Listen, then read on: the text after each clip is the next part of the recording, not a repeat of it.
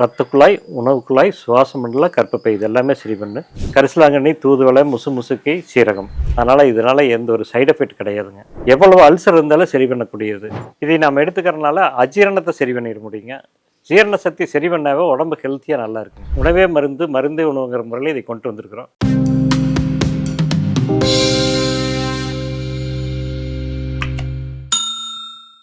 வணக்கம் அருப்பெருஞ்சோதி. நம்ம காலை ஆரம்பத்தில் நம்ம எடுக்கக்கூடியதில் நம்ம ப்ராடக்டில் பல்பொடியும் மூலிகை கருவேலம் பல்பொடி இதை நம்ம லேசாக தேய்ச்சிட்டு ஒரு 5 நிமிஷம் விட்டுட்டு வாய்க்கு பிடிச்ச போதுங்க. அதனால் என்னென்னா சொத்தப்பல் வராது, வந்த சொத்தையும் இன்னும் அதிகமாகாது, பல்லில் ரத்தம் வடிகிறது நின்றுங்க, பல் கூச்சம் போயிடும்.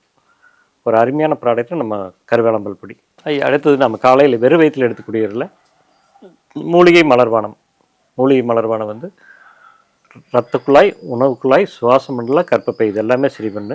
சுகர் ப்ரெஷர் இருக்கிறது 200க்குள்ள இருக்கிற சுகரும் ப்ரெஷரையும் குறைக்க ஆரம்பிச்சிருங்க. தொடர்ந்து சாப்பிட்றதுனால அவங்க ஆரோக்கியத்தை தக்க வச்சுக்க முடியும். நல்லா ஃப்ரெஷ்ஷாக இருக்கலாங்க எப்பவுமே. அதாவது தூண்டுதல், எந்த ஒரு கெமிக்கல் தூண்டுதல் இல்லாத எப்பவுமே புத்துணர்வாக இருக்கிறதுக்கான ஒரு மூலிகை மலர்வானங்க இது. அடுத்தது டீ சாப்பிட்றதுக்கு ஒரு சமயம் நம்ம முக்கூட்டு சோறுன்னு எடுத்துக்கலாங்க. வள்ளலார் ஐயனுடைய முக்கூட்டு சோறு நம்ம எடுத்துக்கலாம். கரிசலாங்கண்ணி, தூதுவளை, முசுமுசுக்கி, சீரகம். இது வந்து லிவரை சுத்தம் பண்ணு, லங்ஸை வந்து பலப்படுத்துங்க. சளி பிடிக்காது, எந்த காலத்துலேயும் சளி பிடிக்காது. தொடர்ந்து சாப்பிட்டு வரும்போது உடம்பு இரும்பு தேகம் வந்து இரும்பாயிருங்க. அந்த மாதிரி ஒரு ப்ராடக்ட்டை நம்ம கூட்டு சொல்லணும். அதே அல்சர் சுகர் பேஷண்ட்டுக்கு நம்ம நார்மலாக வந்து நம்ம மலர்பானம் கொடுக்கலாம். 200 வரைக்கும் இருக்கிற 200க்கு மேலே இருக்கிறவங்களுக்கு இந்த சஞ்சீவனி பொடி எடுத்துக்கலாங்க. இந்த சஞ்சீவனி பொடி சாப்பிட்ற போது ஒரு 15 நாளைக்கு ஒருக்கா 50 பாயிண்ட் கண்டிப்பாக இறங்கிட்டு வரும். 200 கீழே வர்றபோது நம்ம மலர்பானத்தை எடுத்துக்கலாங்க. பட் இது எதுவுமே மருந்து கிடையாது. நம்ம சாப்பிடக்கூடிய உணவே மருந்துங்கிற முறையில் நம்ம தினசரி எடுத்துக்கூடிய உணவை தான் நம்ம ஒரு பொடியாக கொடுத்துருக்குறோம். இதனால் எந்த ஒரு சைடு எஃபெக்ட் கிடையாதுங்க. அதே சமயம் அல்சர் பேஷண்ட்டு, இப்போ அல்சர் இருக்கிறாங்க அப்படின்னா இந்த ஜீவசக்தி அல்வா கொடுக்கலாங்க. ஜீவசக்தி அல்வா இரவு ஊற வச்சு காலையில் ஒரு வெண்ணெய் சேர்த்தி சாப்பிட்றது. இது அல்சருக்கு கேட்குங்க, உடம்பு பலவீனத்துக்கு நல்லா எடுத்துக்குங்க. ஆண்மை குறைவு இருக்கிறவங்களுக்கும் இது நல்லா கொடுக்கலாம். எவ்வளோ ஹீட் இருந்தாலும், பாடி ஹீட் இருந்தாலுமே இதை குறைச்சிருங்க இதையே. அடுத்தது வில்வப்பழ ஜூஸுங்க.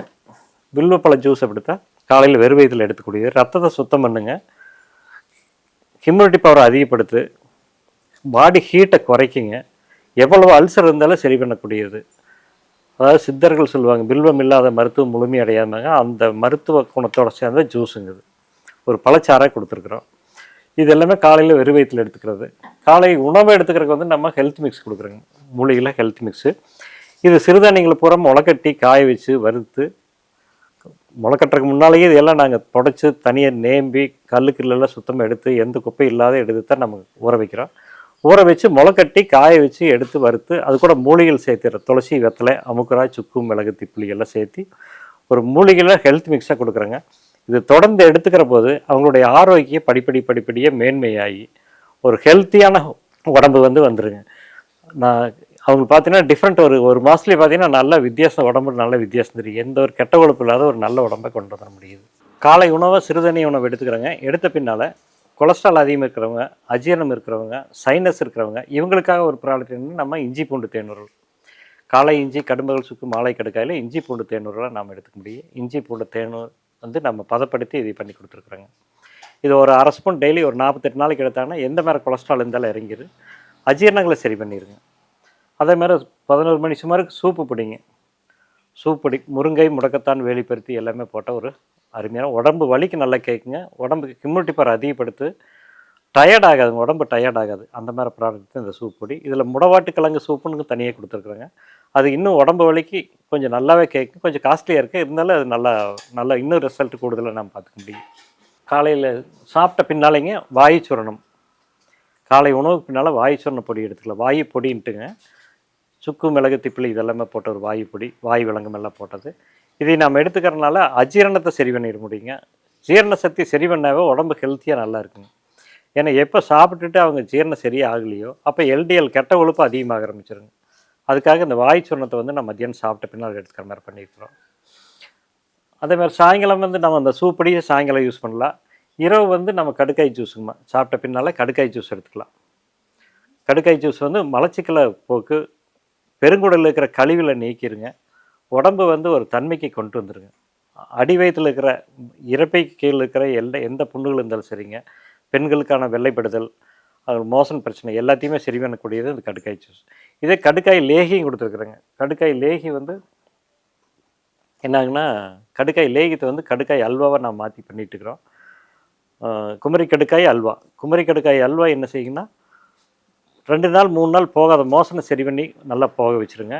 பைல்ஸ் பேஷண்ட்டுக்கு நல்லா கேட்குங்க. கடுக்காய் கத்தாழையினுடைய ஒரு காம்பினேஷன் தான் இதுங்க. அதில செஞ்ச ஒரு அல்வா இது. இதையும் நீங்க எடுத்துக்கலாங்க.